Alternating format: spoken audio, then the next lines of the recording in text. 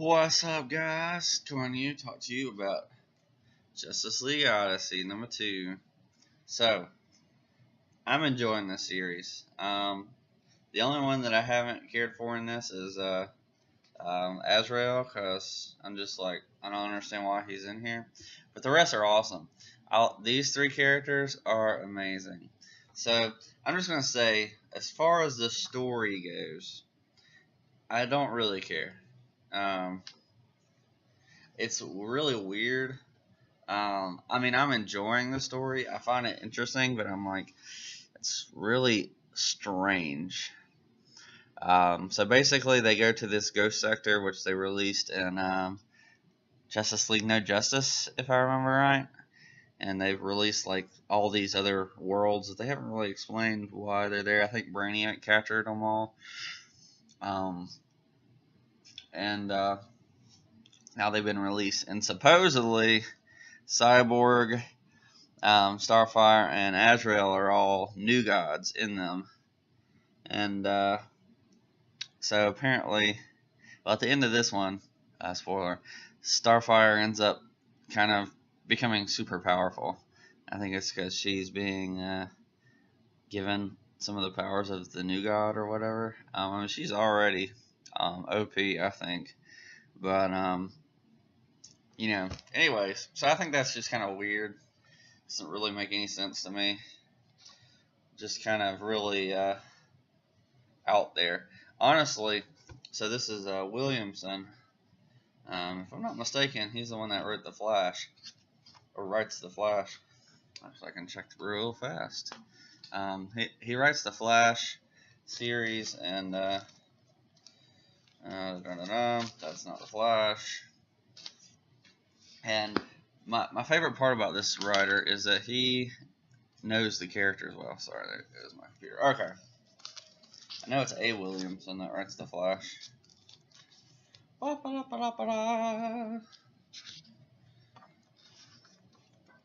Yep, Joshua Williamson. Boom. All that for one little review. Alright, so it's the same writer. And now I'm actually dropping The Flash right now. Not because it's a bad series.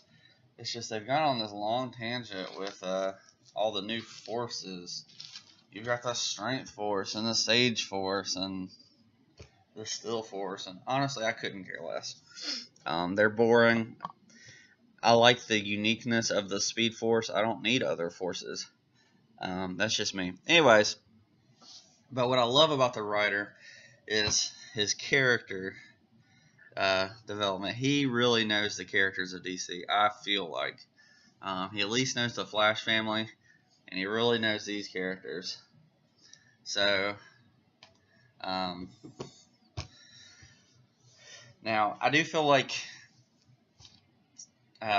Vic Stone has kind of lost a little bit of his character, which is really sad. Since the 80s, he's lost a lot of who he is, and I really don't like that. I would love to have seen like an older, mature Vic Stone who's grown past the fact that he feels different. But we never, as far as I could tell, really saw that transition.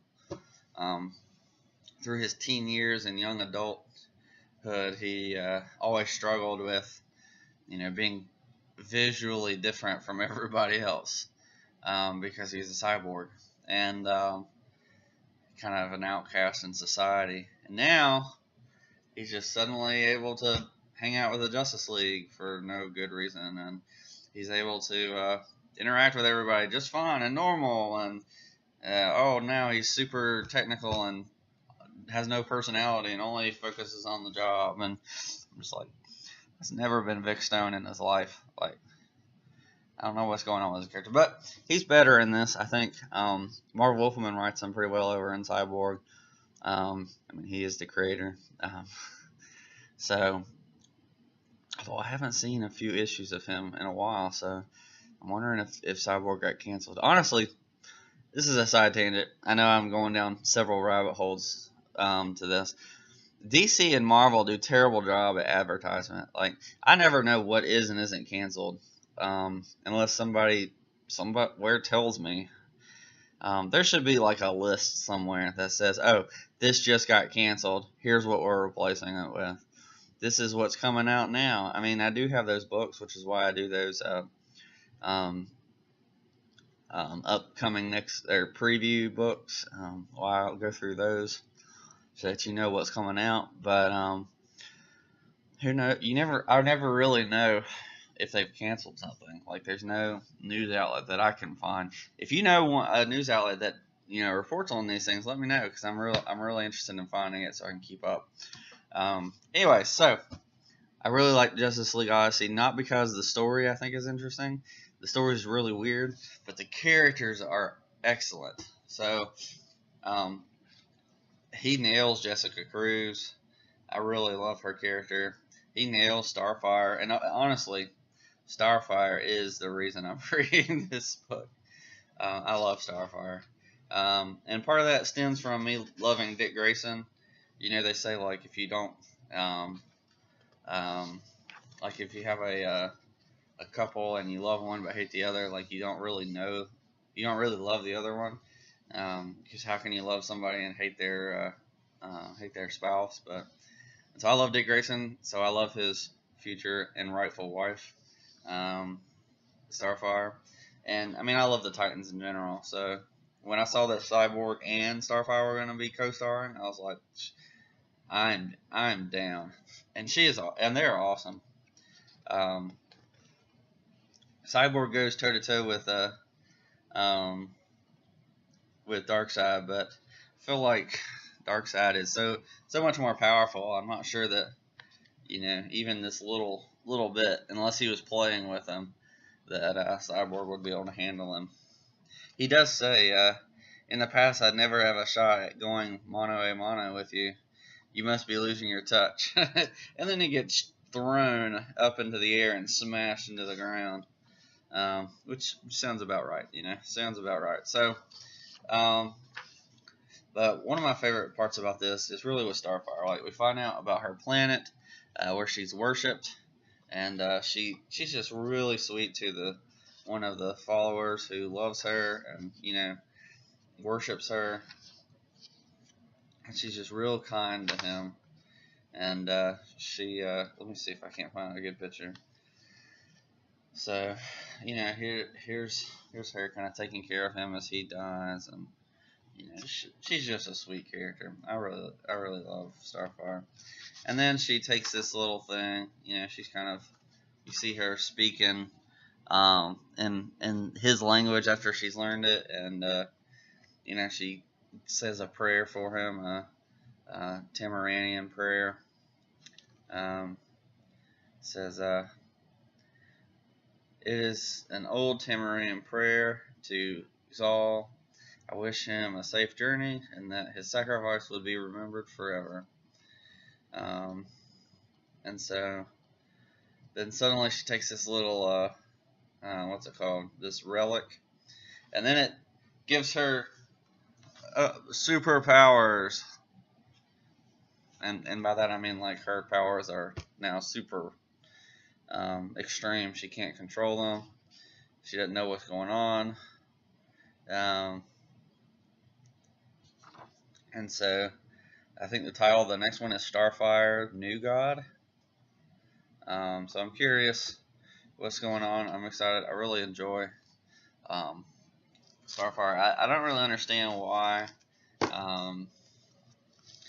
what's going on with the story. Like, it really makes no sense to have super old worlds worshipping, like, not that old characters.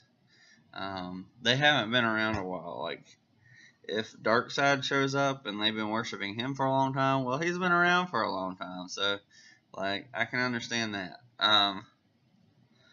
But, like, Starfire's not that old. Like, she's 20s, maybe late 20s if you want to push it. She hasn't been, like, in the comic world, she hasn't been an adult that long. Like, so she shouldn't be worshipped on another random planet that she's never been to. So I don't know, maybe somebody's out there, manipulating the new Earths or the old worlds, and went back in time or something. Or I don't know. Maybe they go back in time. I bet that's what happens. I bet you that they go back in time in this series and save the worlds, and then end up being worshipped. That's my call right now. I don't know if I'll be right, but that would make sense. I think how they would be worshipped later on, and of course it's in their future, but it's in the world's past. So makes sense. I'm not a huge time travel guy, but if it's Starfire and Cyborg, I'm gonna enjoy it. So, and Jessica Cruz thrown in there. I don't care about Azrael. Honestly, they should have made Jessica Cruz the other new god. I don't need what's it called? Azrael. I don't need him in the picture at all. They could have used Dick Grayson. That'd have been awesome. Or Wally West, rather than kill him off. Just throw him out in space somewhere with the others. I don't know. Anyways, why Azrael? Tim Drake would have even been fine, like a younger brother to the rest of them. Anyways. So that's my review. Let me know what you think. Leave me a comment, leave me a like, subscribe, whatever. Let me know what you think, and we will catch you next time. Peace.